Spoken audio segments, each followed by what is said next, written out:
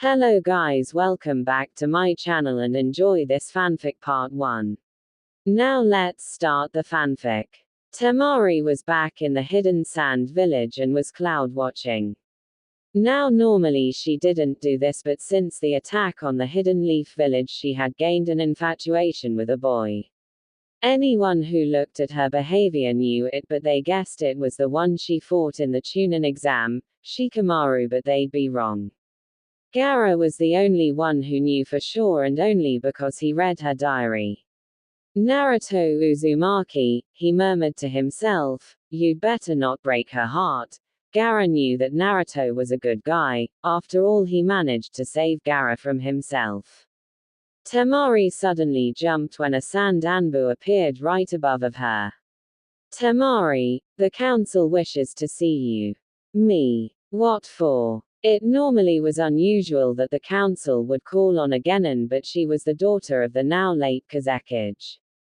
I was only told to retrieve you, so come with me, but as the Anbu reached for her, Gaara's sand encased his arm and he looked to the assailant. Do not touch her. Gaara spoke in almost a whisper to show that he was serious. I will escort her, and with that he released the Anbu, and the Anbu, not ready to die, retreated.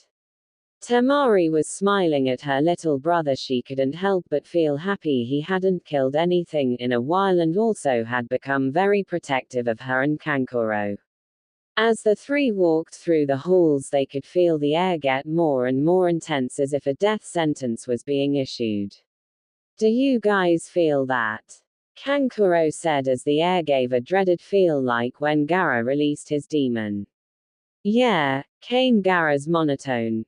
As bad as it felt for the other two, all Temari could do was gulp, because she knew whatever the council wanted it had to with her. It only got worse when they entered. All the councillors themselves looked nervous. At the center of the table was the temporary head councillor, acting as a substitute for the Kazekage. He was by far the oldest, still fairly tall. He was bald, but his beard reached the floor even when standing, and his voice still held power despite the deception the years have had on him. Temari, daughter of the Kazekage, do you know why we called you?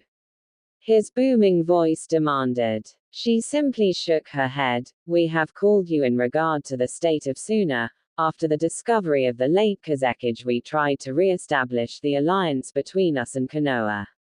With their lack of a Hokage and our lack of a Kazekage, they refused on answering until they appointed a new Hokage, or at least until we sent a different sort of treaty to their council. What do you mean, head counselor? Temari felt something bad was coming, but she knew it might just be superstition from her years of ninja training. First, there is more to discuss. Do you remember your report on a Naruto Uzumaki? At this, Temari nodded. I've had my personal research team look into him. At the Konoha Academy he scored the lowest in everything up to the graduation exam. Temari's eye began to twitch. How could he use Jonin level jutsu when he couldn't even use Academy level ones? But it stands to reason that this was caused by him being a Jinchuriki as well. Everyone's eye shot to the head counselor. But head counselor, if he too is a Jinchuriki, why did you? Spoke one of the other older men in complete confusion.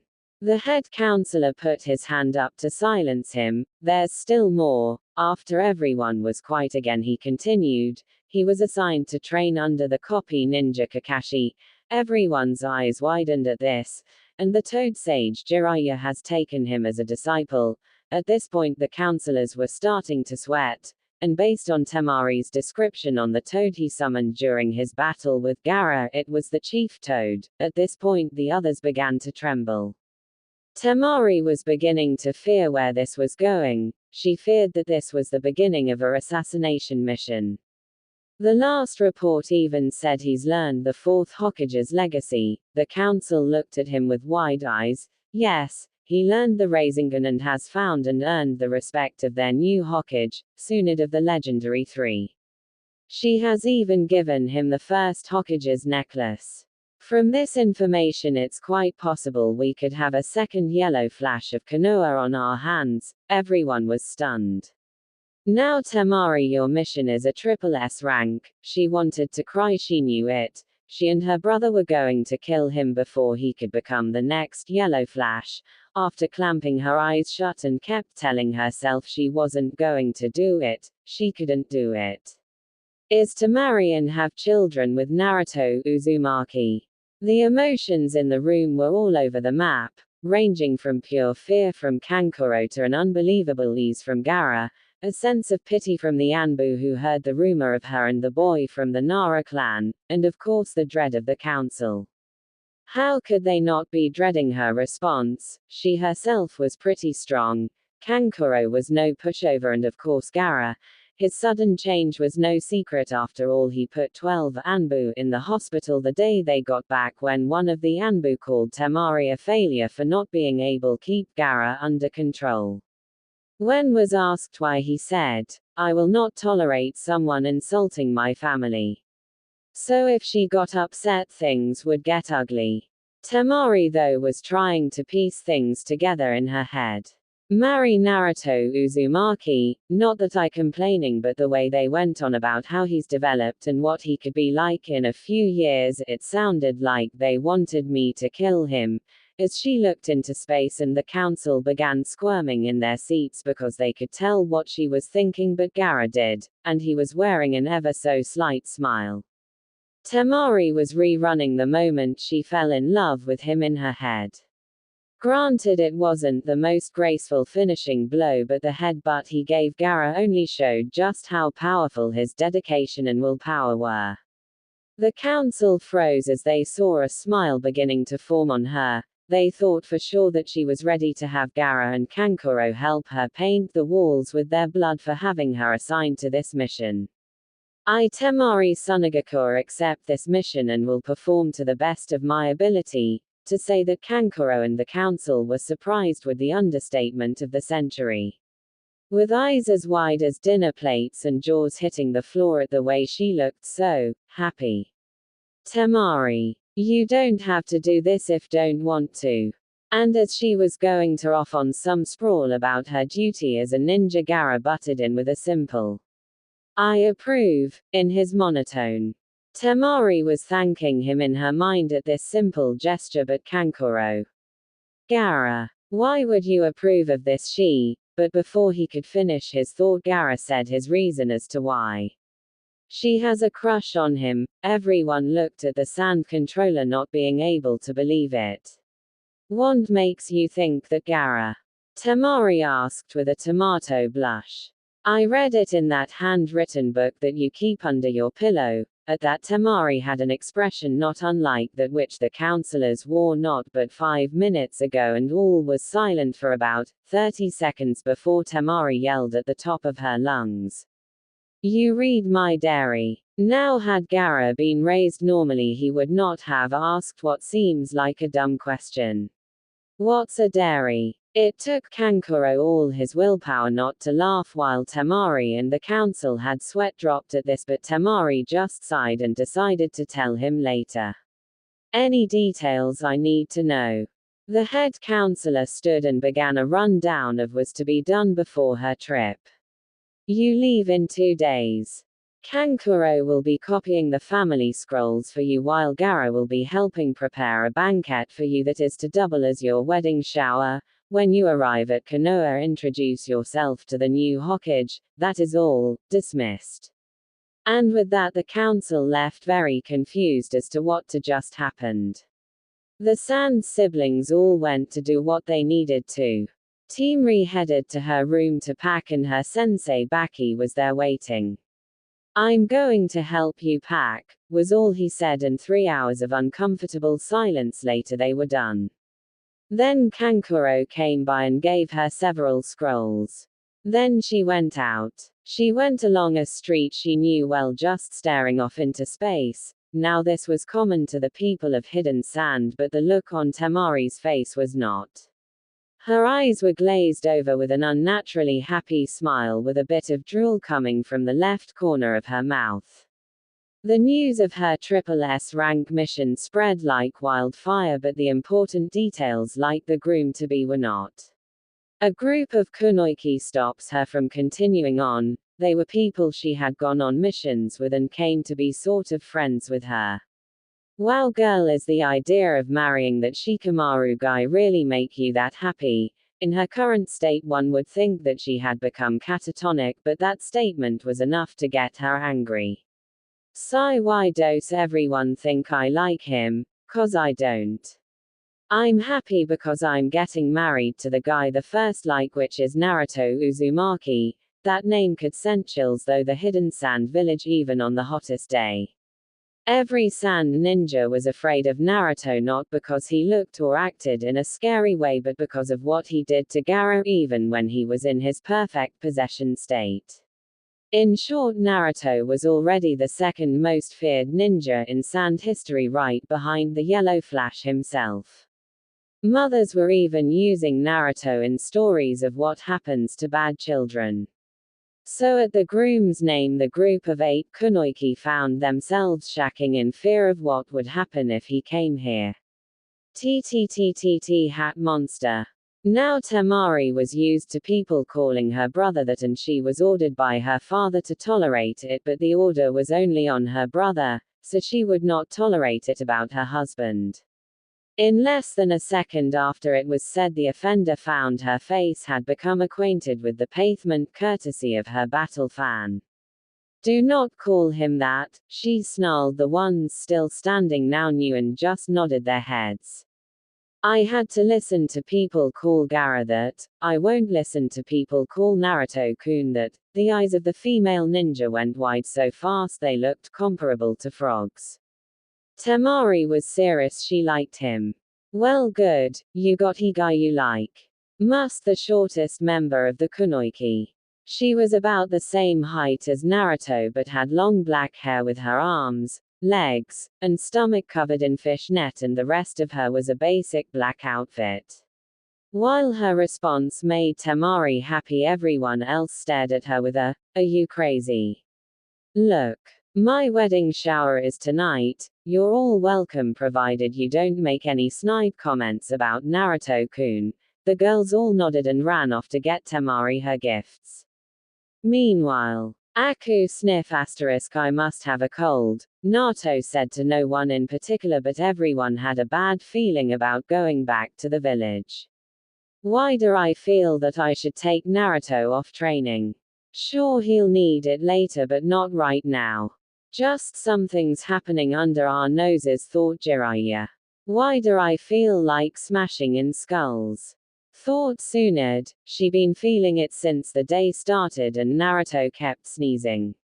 I wonder if I should give Naruto the talk.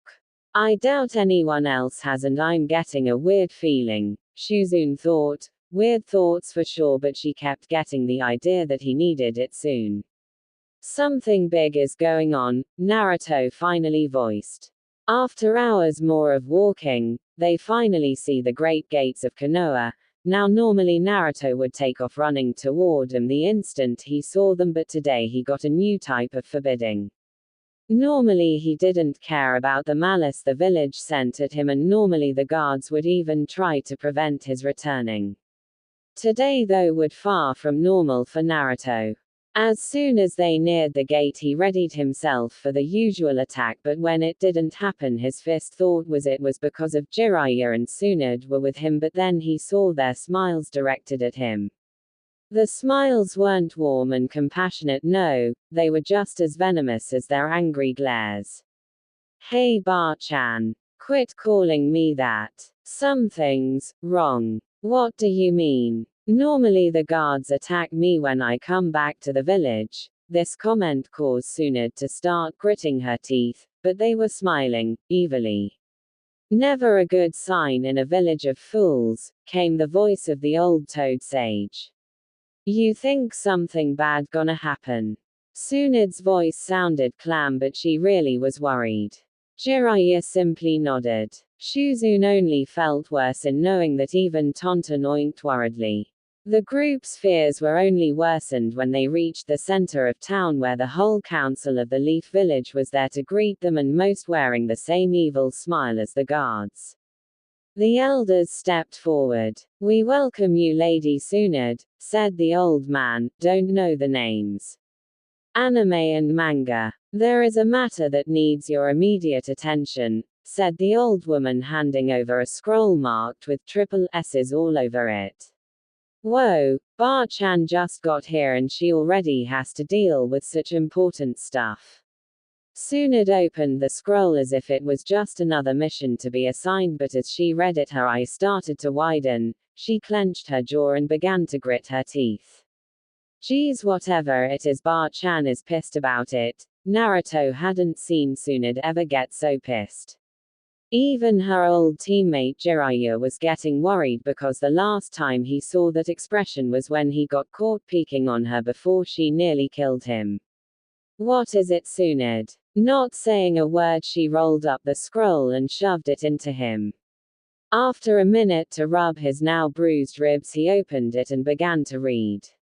Much to the surprise of Naruto and Shuzune, his reaction to whatever was in the scroll was almost the same as Tsunad's. His hair spiked like his needle jetso jutsu and his teeth seemed to get sharper. The killing intent coming off the two Sannin was enough to make the council nearly piss themselves.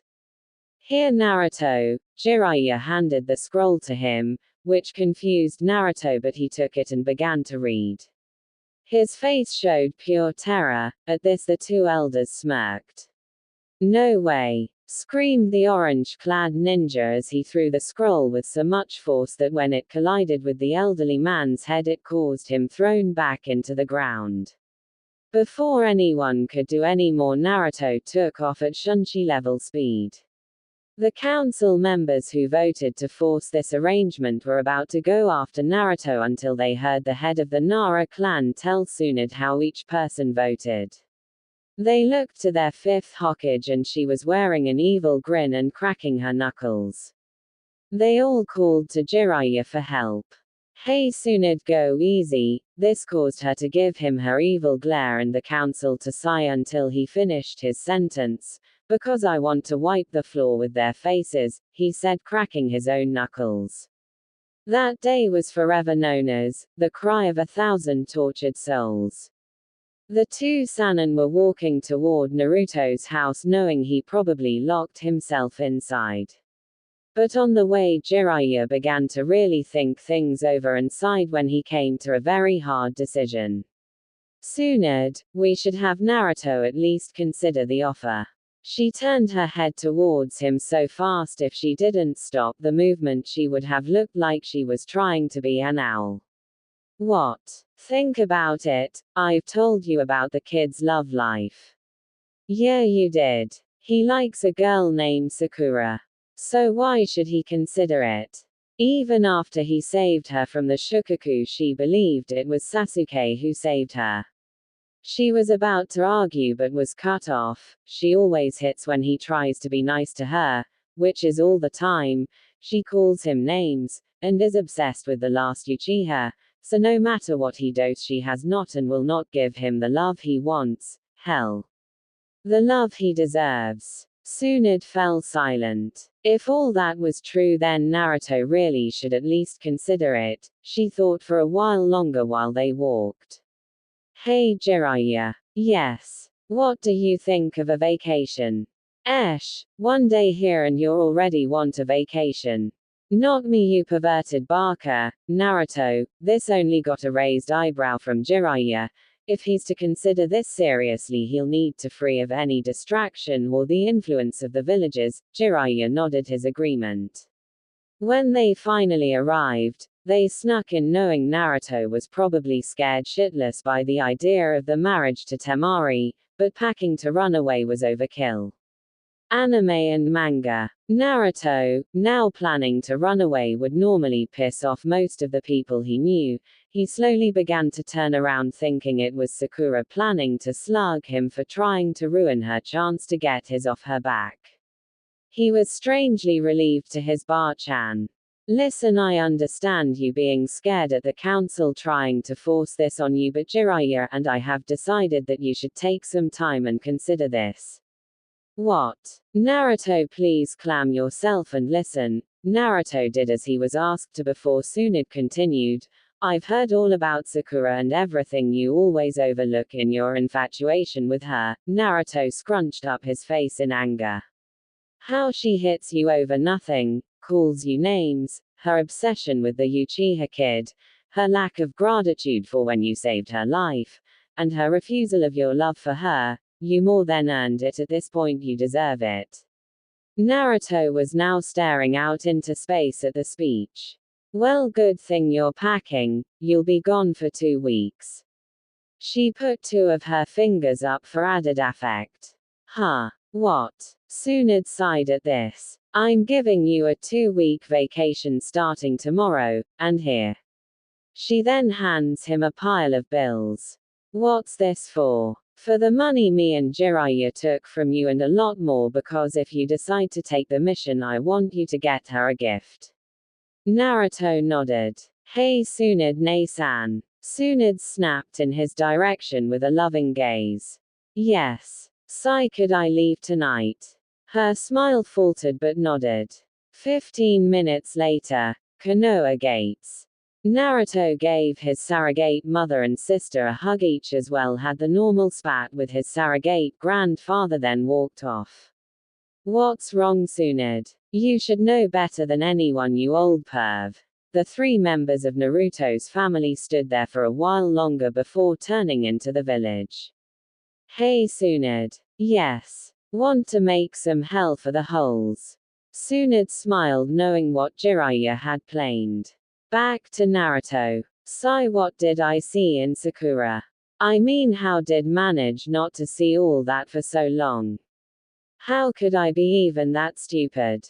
Because right before the emo team showed up she was the first to show you friendship and you just clung to it. What? That's it. Yep, sorry. It's not your fault, I was being stupid. Everyone wants the stupid Uchiha just because of a bloodline. Want me to give you a bloodline? You can do that. Naruto was glad that he learned to speak in his head, cause if anyone had walked past him they would think he was nuts. Yeah, you see, I feel kind of bad for you, so I'll give one better than the Uchiha. It'll be ready by tomorrow. Anything I should know? Yeah, since I'm giving you a bloodline I have to remake your entire body from scratch. Huh. Basically I'm tearing you apart on a genetic level, something even your Hokage couldn't do. Will it hurt? No. How can I trust you? 2 reasons. 1. Demons can't lie, and 2. I've already started. Wow, anything else? Your hair will be longer and your eye will be pure blue. Biological sciences. Why is that? Because you're basically being born again, and the eyes is because you need a sign of your new bloodline. Cool, thanks. No problem. Oh, and I think you should marry the other girl. Naruto stopped in the middle of the road and thought about, surprise Sakura. Okay, the QB smiled, knowing that this was going to be end result anyway from the way the pink-haired bitch acted. Naruto starting at running at full speed to his destination, the land of waves.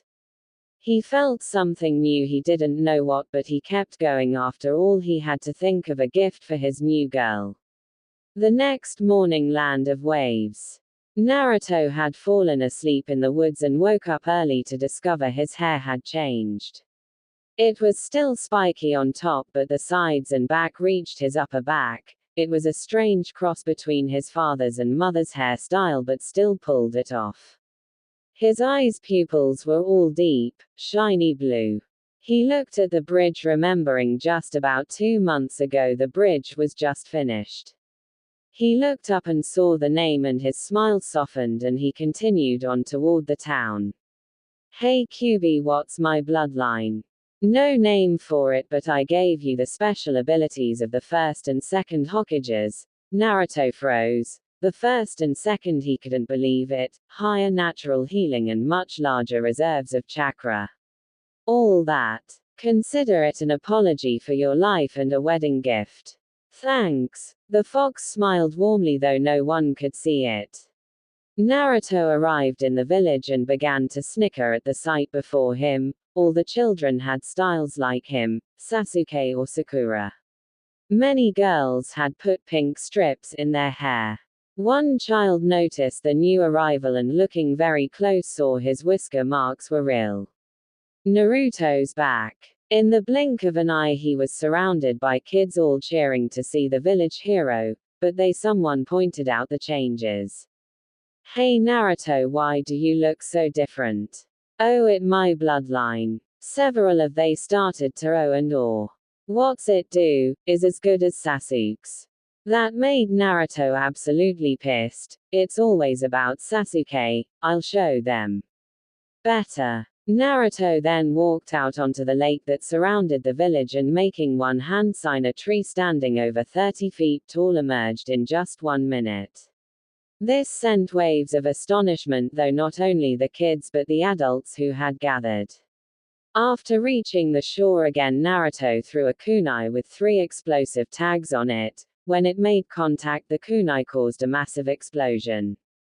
When the dust settled, it reveled the tree didn't even have a scratch on it, once again causing great shock to the people. Then suddenly turning around gathered water around his arm without using any hand signs and preformed the second Hokage's legendary move, hardened water drill, reducing the tree to nothing but slivers of wood. The village stared at the orange-clad hero who was more powerful than ever. Is that really you Naruto? Asked a little voice that Naruto to be Inari. Tazuna. Yo, Inari been a while, how things been? Inari said nothing and continued to stare at his hero. Tazuna walks up with his usual stoic expression. Hey kid, things been going great for the village, but what are you doing here? Childcare. I'm on a mandatory vacation before I take up a triple S rank mission for my village. Tazuna's expression was priceless to Naruto, as his jaw dropped and his eyes went wide and sweat began to pour from his temples. His reaction was understandable given that the Land of Waves mission was classified as an A rank but now a triple S. The very idea of that scared the hell out of him. Naruto could easily see the fear in Tazuna and decided to put his mind at ease. Don't worry, it's not really dangerous, just important. What could be that important? The Hidden Leaf and Hidden Sand are trying for an alliance, but the councils of the 2 villages have agreed that a political marriage would make the alliance much stronger. After revealing his next mission, several of the village girls began to complain. Naruto, you're getting married, shouted one girl while another called. That's no fair, I wanted to marry Naruto. Several other similar cries made Naruto give a small smile. I never would have guessed that I'd be popular with girls of any village, even if they're just kids. Hey pervy Sage would have a field day if he learned of this. Hey Tazuna. Do you any good weapon makers? Yeah, why? I've decided even if this marriage is being forced on us, the least I can do for her is treat it like a real one. All of the adults in the village smiled at the 13-year-old ninja. He was being serious to a girl he was being forced to marry. That sort of commitment was rare these days, so they could only hold more respect for his decision. On the simple lake of Inari's house stood about 100 Narutos stood. Since his arrival he immersed himself in training. While his 100 or so clones did several chakra control exercises, water walking, on water meditating, needle spinning, leaf concentration, etc. The real one stood off to the side holding a Rasengan in each of his hands. With his eyes closed he looked calm and collected, but on the inside he was getting very excited about returning. He was sure no one could recognize him by anything except his chakra. Naruto, now standing a couple of inches taller with shoulder-length hair and brand new cloths.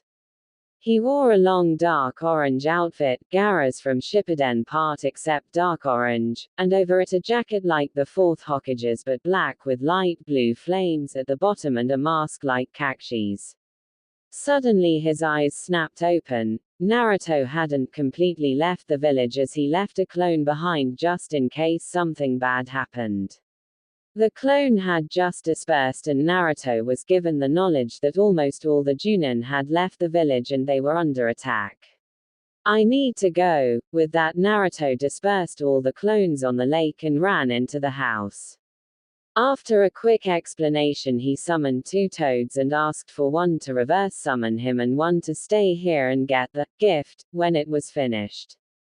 After one last goodbye to Inari, Naruto disappeared in a puff of smoke. Area change. Hidden Leaf. Wind Scythe Jutsu. With that, Temari had hit 5 goons, but all turned out to be just a more advanced version of the clone that acts like the shadow clone but was still just a genjutsu. Damn, more of these clones. With her guard lowered, she didn't notice the real ninja until they were too close to blow away. Naruto. She knew that the Hokage had sent him on a vacation, where to nobody knew. Area change. Hokage's manor. Tsunade was surrounded by 50 of the unusual clones and was panting. Too cowardly to face me, so you hide. Cowards we may be, but clever cowards. Tsunade's eyebrow twitched. These close had the annoying habit of completing each other's sentence. Deep forest devastation. The cry had caught both Tsunade and the enemy ninja off guard. In moments, trees had grown everywhere, catching all the clones and the real one. You bastard. Let Mo go. Naruto walked slowly toward the nin while charging a Rasengan in his right hand, and with a look that promised much pain he told the enemy. How dare you attack the Hidden Leaf village? You will pay for your crime. Rasengan. Who are you? How do you know my grandfather's jutsu? And the Rasengan. Cool it, Bar-chan. Tsunade's eye once again began to twitch. Hey. No one calls me Bar-chan, expect. Naruto. After Naruto nodded, Tsunade's jaw had practically fell off her face. What happened? You look different. Naruto gave her a double eye smile. Let's talk in your office. After all, what I have to say is S-rank, says it. Tsunade nodded her understanding and got up. After entering Tsunade's office, she put security seals and sat down ready to hear Naruto's explanation. Well, after I left, I thought about what you said, and decided that you are right and moved on. The QB gave me a bloodline. I've decided to marry Temari, but I want to wait until her gift is ready. Tsunade sat and listened carefully but was a little wary of the idea of Naruto having a bloodline. Naruto, when did you get this bloodline? Before I got to my Vactane spot. Why? Sigh, then news of your bloodline must have reached the council by now. I see. Area change. Konoha Council Room. The demon brat has gained a bloodline ability, shouted a worried civilian member. What should we do about him? He's now more dangerous than ever, shouted another. All of the civilians were worried, but all of the shinobi were thinking of how to use this as an advantage over other villages, and it was Danzo who finally called out an idea. I believe we should put the Clan Restoration Act into play. This enraged the civilian members. What? How can you suggest such a thing, Danzo? The boy has strong loyalty to this village, and according to what my informants told me, there's a reason that keeps calling the Hokage Bar-chan, as his bloodline gives him the well-known wood-style jutsu. After some murmuring, one called for a vote and they began the decision. Naruto was in a bad mood. First he had to return early, then there was the commotion in Tsunade's office, and now a summons from the Leafs Council. Flashback jutsu. Lady Tsunade, did you hear there's some guy who not registered in our archives who's still wearing our symbol? The pink hair annoyance was silenced by the sight of the ninja that now had half of Konoha worried. What's he doing here? He is 1 hours, his profile just hasn't been updated yet. This caused a look of understanding to come from both Sakura and Ino, who was right behind her pink-haired companion. They both took the time to take in his features and they both found themselves drooling. Tsunade though thought he looked like an odd cross between Kakashi and a shorter-haired version of Jiraiya. After a couple of once-overs by Ino, she decided to put on the charm. "Hey there, hot stuff," Ino said as she walked up to Naruto, swaying her hips in the most seductively as she could. "How would like to go out sometime?" Naruto, though he looked stoic on the outside, on the inside he was rolling around laughing at her antics, but then he thought of something he thought would be funny.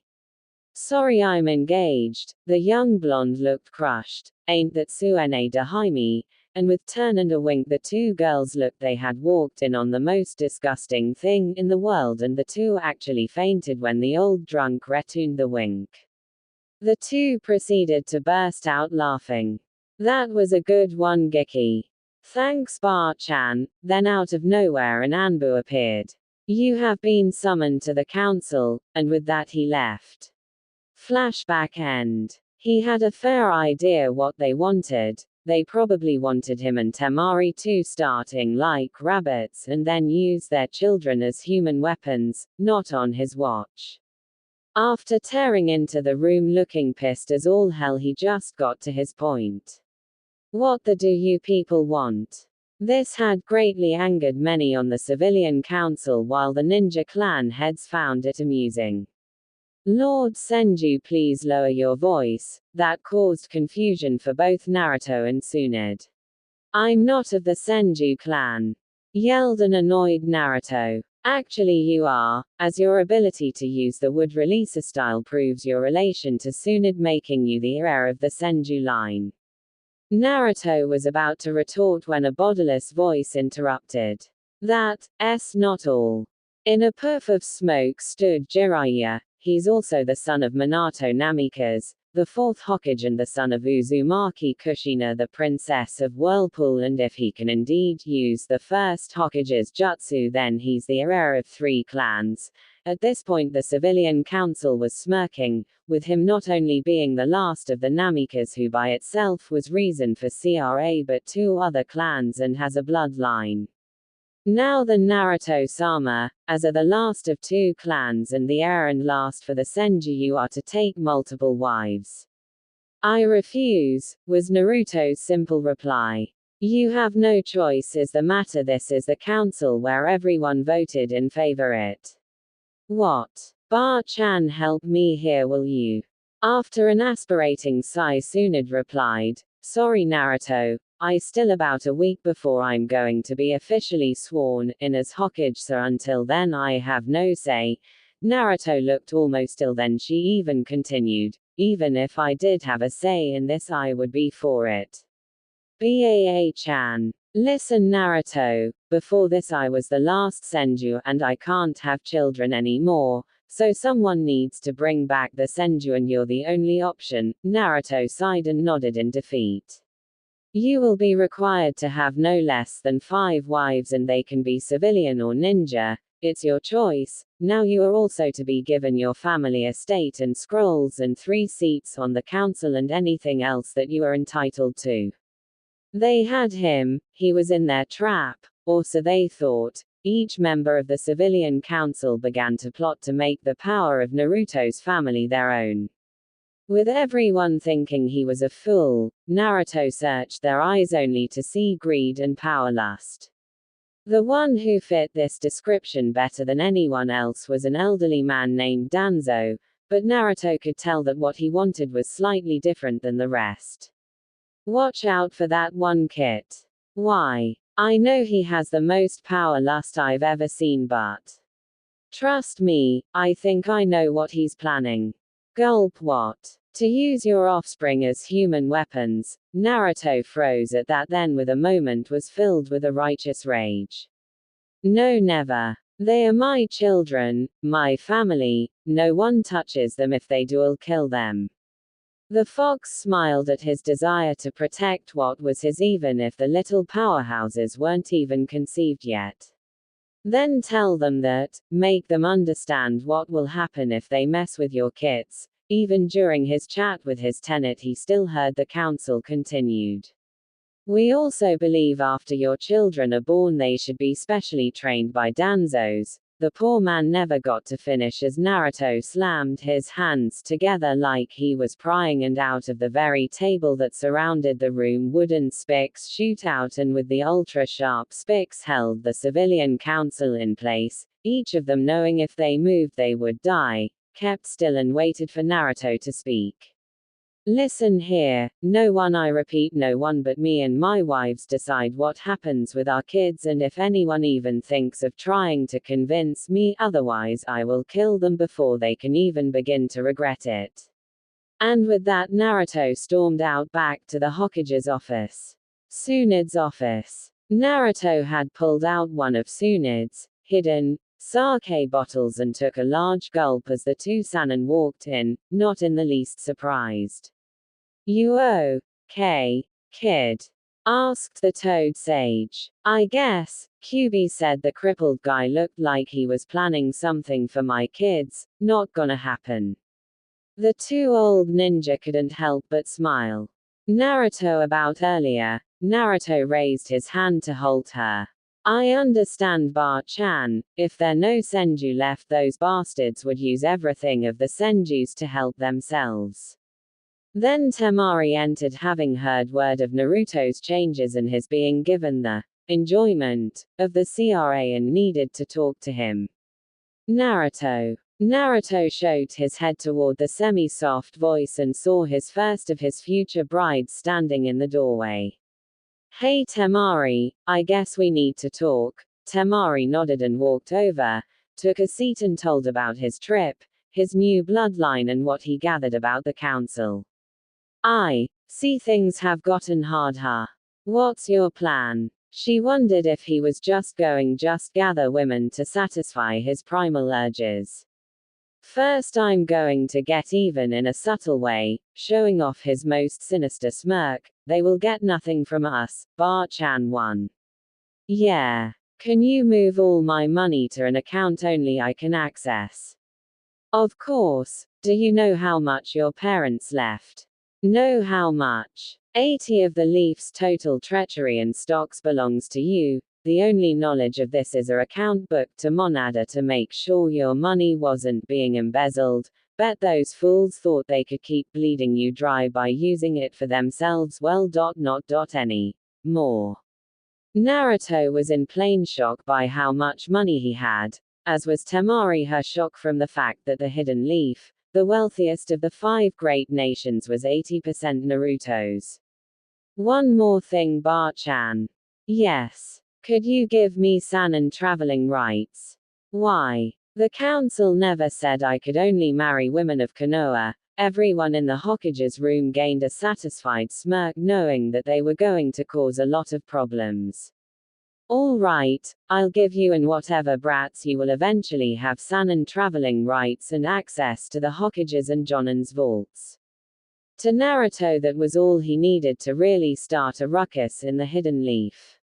As Naruto and Temari started to leave, Tsunade threw a map at Naruto. Your new home is marked on that map. The seal will only open for you, and even the compound walls have protection seals to stop intruders. Enjoy. The walk to their new home was quite the whole way, but this because Naruto was talking with QB. Any ideas of where to look for good wife material? There are 2 or 3 here. Anyone I know? Of course, the first you are obligated to. Huh. Sai Hinata Hyuga, you know, always blushes at anything you do, stutters, passes out when you come within 5 feet. You nuts. Huh. She's from a noble clan, her father would never allow it. Yes, he would. You're a noble now, he can't tell her to say no. Besides, you owe it to her, she'd literally die without you. What do you mean? I've been using our link and I've heard people talking about how she locked herself in her room, refusing to leave on her father's orders, and she also not eating. If that continues, she will die. That caused Naruto to shudder so slightly only someone with eyes that could spot a penny at the bottom of a lake could see. Alright, who else? Well, we can't trust most families in the leaf, so women with no family is a good choice. And if you want to get back at the assholes, get someone who hated almost as much as yourself. Naruto thought about for a minute, who is hated almost as much as me? The only person I can think of is. Hey, you can't mean her, can you? Yes, she was the snake bastard student, has no family, and let's face it, we both know she's lonely, and the old farts would lose their minds if she was chosen to help build you father's clan. The fox finished with a giggle.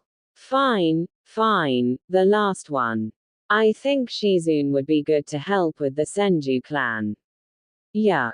What's with that reaction? She's like an older sister to me. She's the only one which could really help with the Senju, as she is the student of one, and she's the only one would treat the clan the right way. Lazily sold. I'm not giving those bastards have even a glint of hope of getting the grimy hands on my clans. Good. Now talk to that girl, she looks a little uneasy. Naruto looked at Temari, and it was true, she did look something was bothering her. At first he tried to say something, but after 2 or 3 failed attempts he put his hand on her shoulder, causing her to freeze and look at him. His now all blue eye kept her from turning away. Sorry about all of this, I didn't know anything like this was going to happen. She turned around and hugged him without warning, nuzzling into his neck and kept whispering, "It's okay, and not your fault." Naruto wrapped his arms around her and led her to their new home from the outside walls. It looked small. It was practically wedged in between the Hyuga compound and the home of some rich guy fro the council. The daughter had a strange pattern on it. Naruto managed to piece together the idea that it was a blood seal. With the bite of his finger he wiped his blood on it. A moment later the doors swung open. Naruto and Temari were speechless. From the outside it looked tiny, but the inside was easily twice the size of the Uchiha compound. Temari was sputter some nonsense while Naruto figured it out. That's not surprising. Temari looked at him like he had grown 3 extra heads. My father was said to be a seal master, and his most famous jutsu was based on time-space manipulation. Temari nodded and they went to the main house. Temari. Naruto inquired after they get situated. Yes, Naruto-kun. The new suffix caught Naruto off guard for only a moment before he continued. I've been talking to Kyubi and know who else I'm going to ask before we head to the Sand Village to inform them of the changes. Temari smiled. She had missed the sand already and wanted to see her brothers. Who did you chose? She asked, a little wary as her mind wandered back to the Chunin exam when a pink hair bitch of teammate hit him for no reason and began to pray that he didn't chose her. Hinata, Hyuga, Anko Mitarashi, and Shizune. Why them? Hinata would die without me literally. Anko is hated in the village almost as much as me, and Shizune was the student of an actual Senju. After I propose to them we'll head to Sand, okay? Yeah, let's go. With that they both headed out ready to start their journey. Naruto and Temari walked out of the Namika's estate just as Neji went flying out a window and crashes into the ground. Neji, what happened to you? Lady Hinata, speak to Lord Hyashi. Naruto and Temari walk into the Hyuga estate main building, see a very worn-out clan head. Hey Hyashi, what's the matter? Now while most of the Hyuga clan would have been offended, he wasn't. He knew how familiar Naruto was with people and he hoped that Naruto being here would help with the Hyuga clans. Little problem. Ah, Naruto, good timing, we need your help. Huh. What wrong? It's Hinata. Since the news of your engagement to the sand girl, she's hidden herself in her room refusing to eat. Not only that, whenever someone tries to make her feel better they suffer consequences. The whole branch family has tried and all have ended up like Neji, as well as half of main branch, myself included. The one who got the worst was a fool who started off by calling you the demon child, and Hinata completely mangled his chakra network, broke his ribs and both arm, along with giving him a large concussion, and he is still in the coma she put him in. Naruto and Temari stared at him for a minute until Naruto fell over laughing. "I'll be back," said Naruto as he walked off to Hinata's room. "I still can't believe that little shy girl did all that," said Temari, trying to image it. "Hell, have no fury like a woman scorned," said Hiashi with a very dead expression. "Especially when it looks like they just made a new jutsu which by looks alone could be named 640 palms." That got Temari laughing. Hinata's room. Knock knock knock. "Hinata. Open up, it's me, Naruto." At the mention of it being Naruto, she opened her door, but only a crack. She could tell even with his new appearance that it was indeed Naruto. "Hey Hinata, can we talk?" She nodded. "You see, some stuff happened and I've got a bloodline now, so the council its wisdom decided to put me under the CRA, and I was wondering." Hinata's eyes widened at where this conversation was going. "Would you marry Bualk?" Naruto didn't even finish as he was tackled with a hug right through a wall, leaving a rather big hole. After trying to figure out what mountain hit him, he looked down to see a tangled blue mess holding onto him, and her face showed the lack of substance and fatigue. "Hinata, did it really hurt you that much? Would you really have died?" Naruto had taken the fox as being exaggerated, but he saw for himself that it wasn't. After taking the unconscious Hinata to her father, he told him he leave a clone to help her move into their new home while he went to finish his proposals. Naruto left the Hyuga household for the local dango shop to find Konoha's snake charmer. When he arrived, she was of course there eating dango and drinking red bean soup. "Hey crazy," called Naruto, not using anything that could offend her and give her reason to hurt him, like snake mistress, or snake bitch, or just bitch. "Hey kid, you need something?" "Yes actually, but please not here, it's confidential, for now." She nodded and they both took off for the most private place for them, the Forest of Death.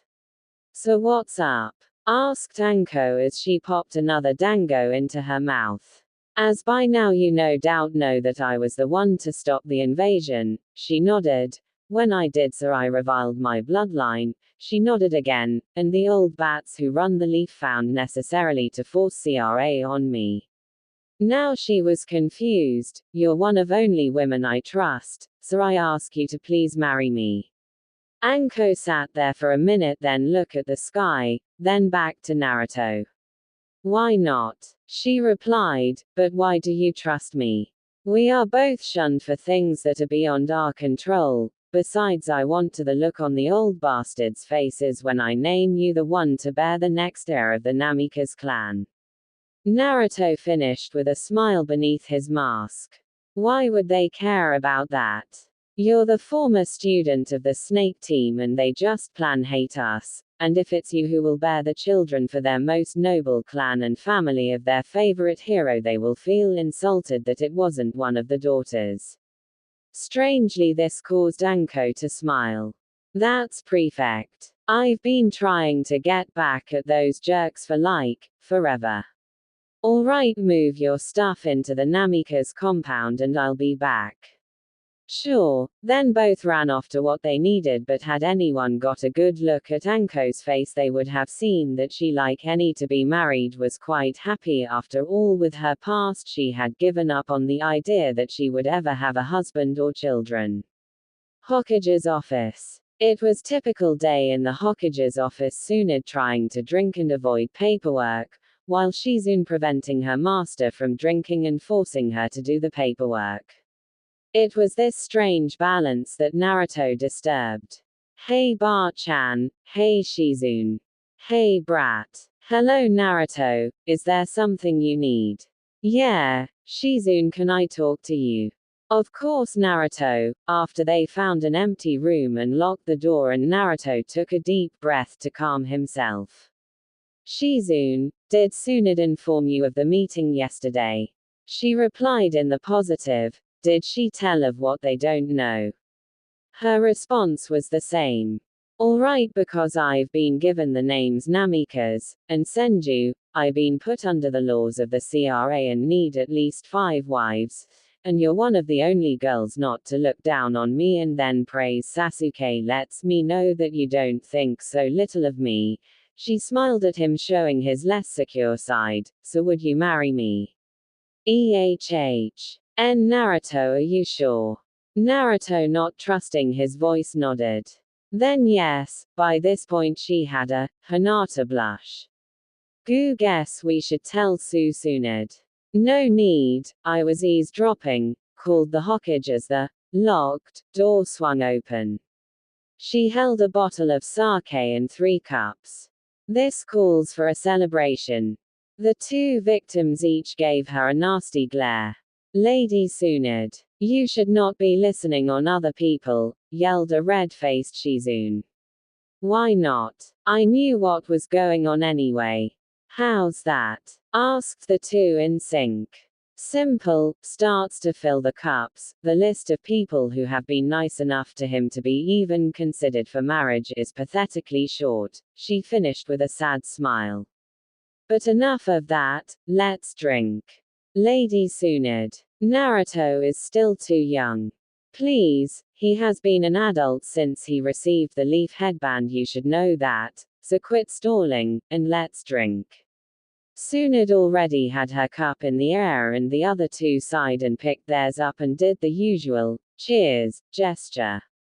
So brat, who else did you ask?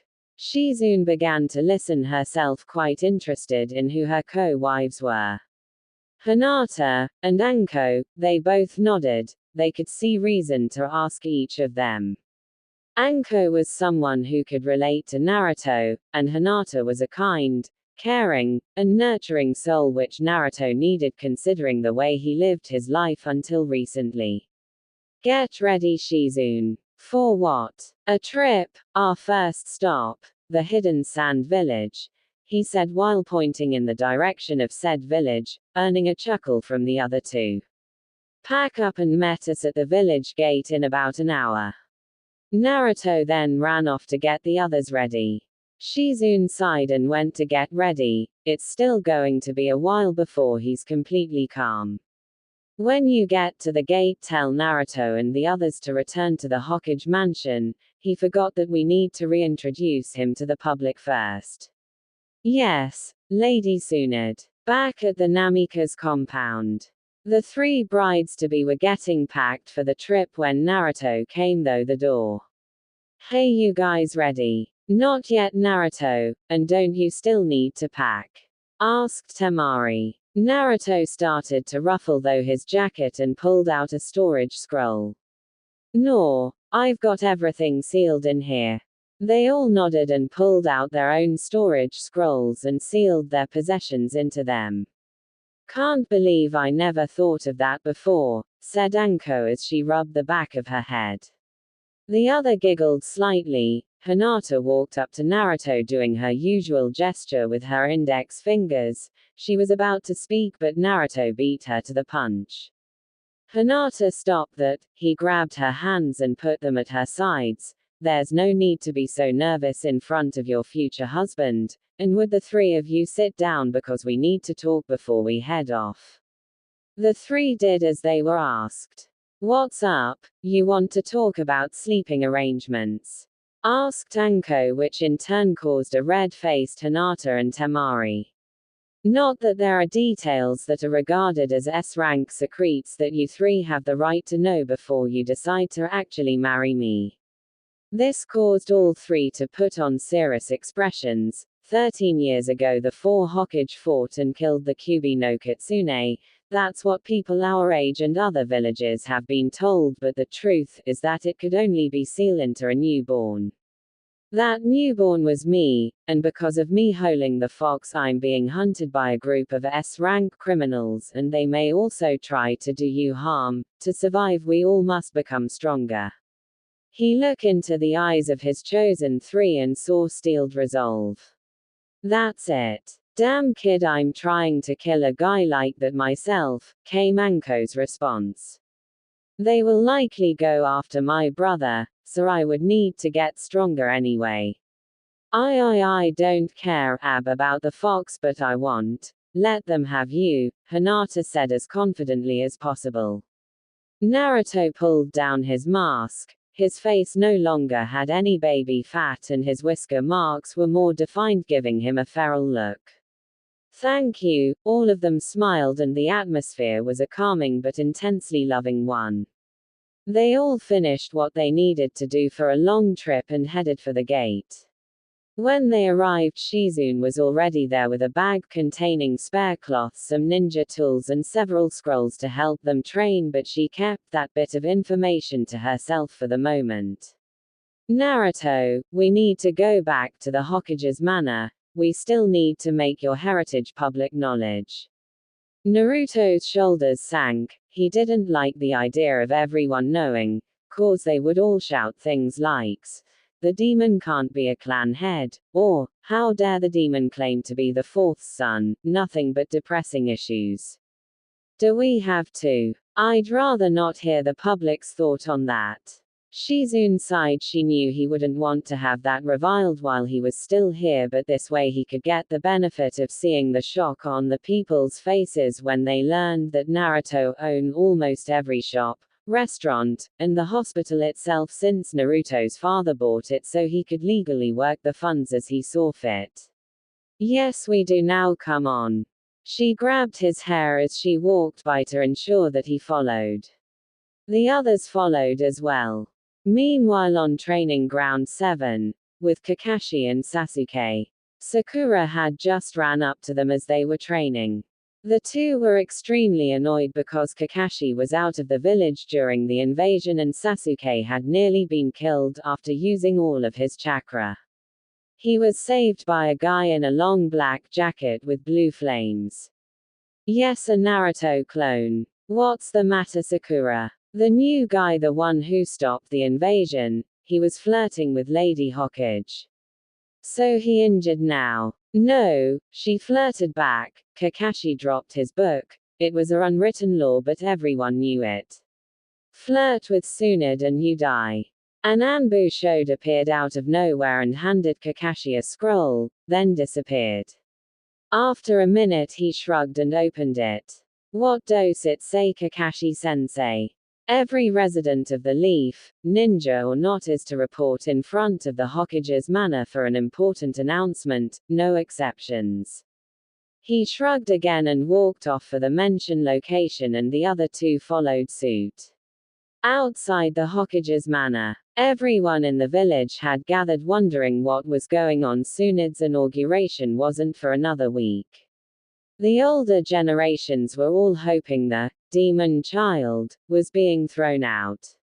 Then Tsunade and the 2 old advisors appeared into view.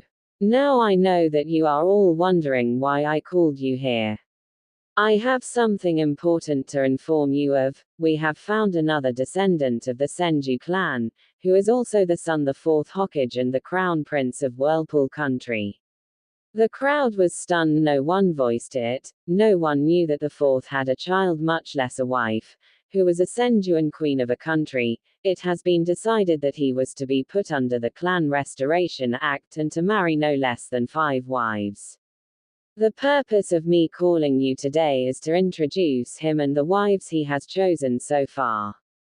The older Haruno woman began to rub her hand in a very greedy manner.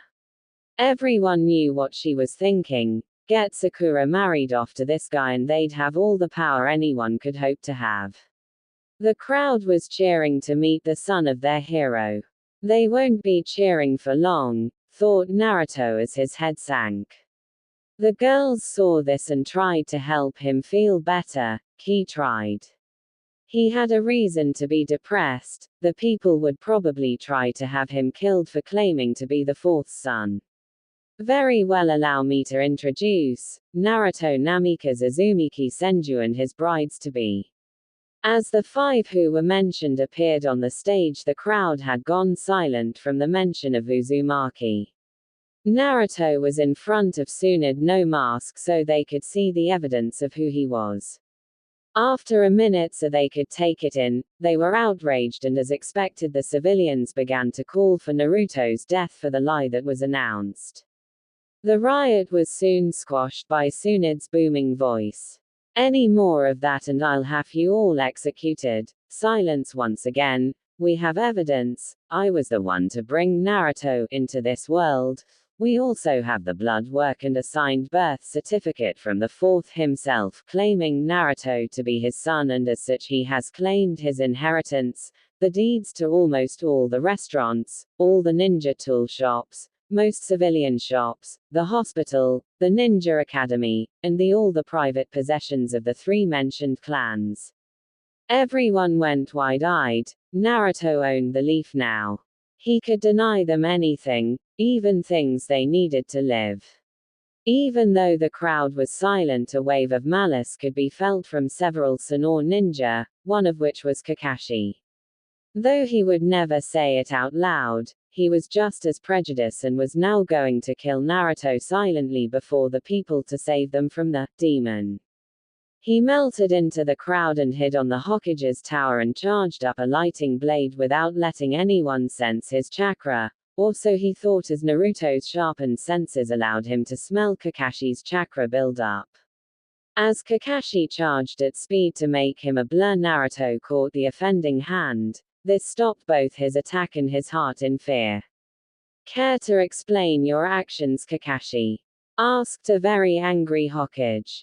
He's a demon. He can't be my sensei's son. Naruto then delivered a powerful kick to Kakashi's chest as he grew a tree in the flight path. Kakashi crashed into it and it grew branches around him, wrapping around every limb and even each finger to ensure that no jutsu could be used. You attacked an heir of my family, said Tsunade with a nasty growl. To attack an heir to a clan is an S-rank crime, and do you know the penalty? Kakashi became pale, then Naruto added his 2 cents. For traitors there is only death, Hitaki. It was said with so much venom that it sent chills through the village. You can't kill him, came the smug voice of Sasuke. He needs to train me in the use of my Sharingan, so back off, dope. He said with a large smile as if he just got Kakashi off the hook. Well, Uchiha, what he did is an S-rank offense, and trying to stop his punishment makes you an accomplice, and therefore, you die too. Naruto's tone became sickeningly sweet at the last part, which made Sasuke a little nervous. How dare you threaten me, weakling? Sasuke said as he sent a fireball at Naruto and began to chuckle as he thought that he burned the only one who pushed him alive. His little delusion was crushed when he saw Naruto standing where he was before, completely unfazed. What? How could you? Before he finished, a tree wrapped itself around Sasuke like Kakashi. Both are traitors, huh? I should have known. Lady Hokage, allow me to kill the traitors. Tsunade smiled for only a moment, then it was gone. Though I'd love to, the council is insistent on the Uchiha's reproduction. Naruto mumbled something incoherent under his breath. Then walked to the edge of the building and looked over the silent crowd who witnessed everything. Then walked over to his wives. Fine, but, he then appeared to throw something that headed for Kakashi's Sharingan eye and destroyed it. I won't let a traitor to hold something like that. Lady Hokage, I leave the rest to you. And with that the 5 disappeared in a swirl of fire. Well, now to deal with the 2 of you, Tsunade said with a sinister smile. Sasuke was hoping that being an Uchiha would save him. Kakashi hoped that Naruto injuring him would save him. They were both wrong. Gates of the Leaf Village. Five-figure appeared out of nowhere. Even with a mask, anyone could tell Naruto was pissed off. Though they all wanted to help him feel better, but they knew there is nothing they could do that. Then slicing his thumb and went through a normal series of hand seals. Him and his girls were now on top of a giant toad and Naruto of another smaller toad. Gorshi-sai, what you doing here? The toad looked up to his boss and spitting out a large box replied. Your delivery, any orders before I go? Naruto scratched his chin. He knew it wasn't fair to give a gift only to Temari, he had to order something for each. Then pulling out a scroll wrote his order. Dear Mr. Oshijuro, Smith Naruto visited while in Wave, I now must ask for your services again. I'm in need of a pair of gloves that would help draw chakra out and control it to a needle point, and a senbon launcher that can make them from chakra and even give them a poisoned effect and make it light-weighted. Thanks Naruto Uzumaki. Tapping his chin again in thought, I don't really know about how Anko fights. I'll figure out something for her later. Naruto rolled up the scroll and told the toad to bring the scroll back to the old man. The toad nodded and puffed away. The chief toad coughed to get some attention. So what did you call me for, kid?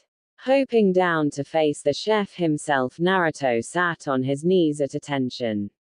We are hoping that you could carry us to Suna with a jump or two. Sure kid, but who are the others on my head? I've now been told I had to marry many wives and these are them. They came down to be introduced. This is Temari. She bows, Hinata bows, Shizune bows, and Anko gives a large arc hand upward. What's up? The toad had to smile. Kamishi was just like Naruto was normally. Alright everyone, get ready. Everyone began to pour chakra into their feet. With one giant leap they cover nearly a third of the distance. After 3 more jumps they reached the gates of Suna. After introducing themselves to the guards they went to the Kazekige's office to speak with Gaara. Naruto's new look had surprised Gaara and his brother, especially the pure blue pupils. While Gaara was understanding of the situation, Kankuro was furious and tried to attack Naruto only to be blown clear out of Suna by Temari's fan. After a few good laughs they all headed to the Kakekige's compound. Naruto and the girls took the largest room and bed so they could all fit.